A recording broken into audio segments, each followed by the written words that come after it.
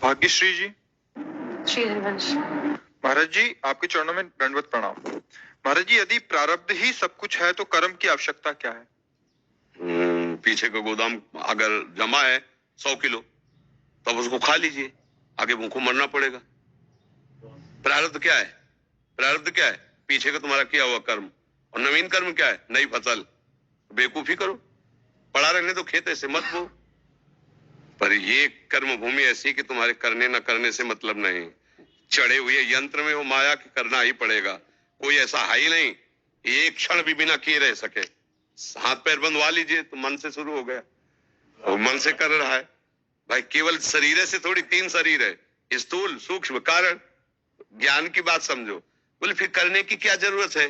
करने की इसलिए जरूरत है कि पुराना जो बम्बूल बोया था तो अब काट रहे हैं, थोड़ा आम बोले हो तो रसीले आम पा लेना, काहे को बम्बूले खाते रहोगे?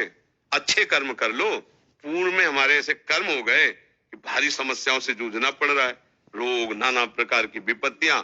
अब थोड़ा भजन कर लो, भगवान को रिझा लो, दूसरों की सेवा कर लो, गौ सेवा कर लो, सास ससुर की सेवा कर लो, पति पुत्र की सेवा कर लो भगवत भाव से। ये नई खेती है, मंगल में उपजाओ जैसी खेती चाहो। करना नहीं है तो ऐसा तो कोई पैदा ही नहीं हुआ मैं आज से कुछ नहीं करूंगा, क्योंकि ये वही कर सकता है जो ब्रह्मबोध हो चुका है। नहीं तो माया 3 गुण है, सतोगुण रजोगुण तमोगुण, सब करा लेगी। किसी से हाथ पैर बंधवा के बैठ जाओ कि मैं कुछ नहीं करूंगा, बिना हाथ पैर के भी काम हो जाते हैं। हाँ, काम तो अंदर ही से पहले होता है, बाद में हाथ पैर चलते हैं।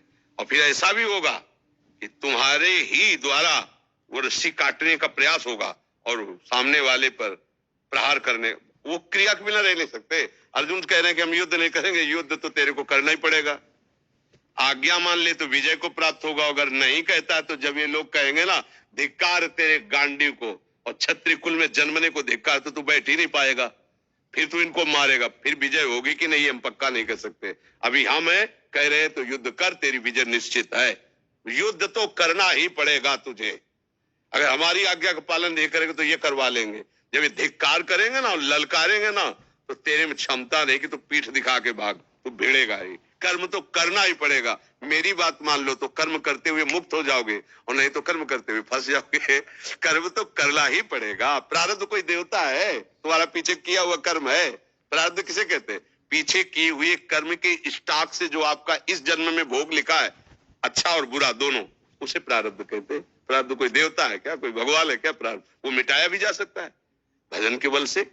भाई हमारा नया अन्न बढ़िया तैयार हो रहा है तो पीछे वाले को हमें नहीं खाना है तो धीरे से आग लगा देते, खत्म करो। वो दिया सलाई ज्ञान है, वो आग ज्ञान है। ज्ञान प्रकट हुआ, सब कर्म संस्कार भस्म हो गए। नहीं तो किसी का मोक्ष ही ना हो, कोई भगवान को प्राप्त ही ना हो, इतने जन्मों के पाप जमा है। तो भाई इसमें तो चलना सकी ऐसी। समझ में आ रहा है? पता नहीं समझ में आ रहा है कि